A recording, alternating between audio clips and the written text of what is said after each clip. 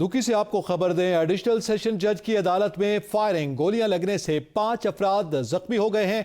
जख्मियों में मुलजिम, वकील और पुलिस एहलकार शामिल है। मुलजिम फरार होने में कामयाब हो गया है। एडिशनल सेशन जज की अदालत में फायरिंग हुई है।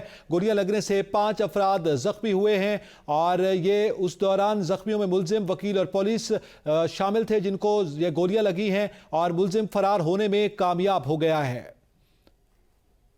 दुखी से आपको अफसोसनाक खबर से आगाह कर रहे हैं। एडिशनल सेशन जज की अदालत में फायरिंग हुई है और गोलियां लगने से 5 अफराद जख्मी हो गए हैं। दकी से आपको खबर दे रहे हैं जहां पे ये फायरिंग हुई है। एडिशनल सेशन जज की अदालत के बाहर ये फायरिंग हुई है और एडिशनल सेशन जज की अदालत में फायरिंग के दौरान 5 लोग जो हैं वो इससे जख्मी हुए हैं। इस फायरिंग के निशाने की जद में आए हैं जिसमें पुलिस एहलकार, वकील और मुलजिम जिसे अदालत में लाया गया था वो भी शामिल है और 5 अफराद जख्मी भी हुए हैं और जबकि मुलजिम फरार होने में कामयाब हो गया है।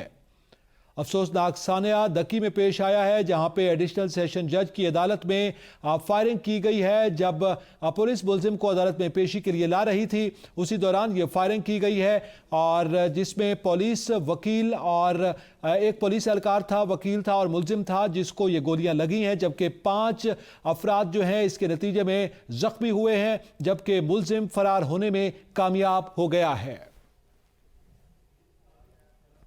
इस हवाले से मजीद जानेंगे ख्याल मोहम्मद से। जी ख्याल मोहम्मद, बताइएगा, एडिशनल सेशन जज की अदालत में फायरिंग हो गई।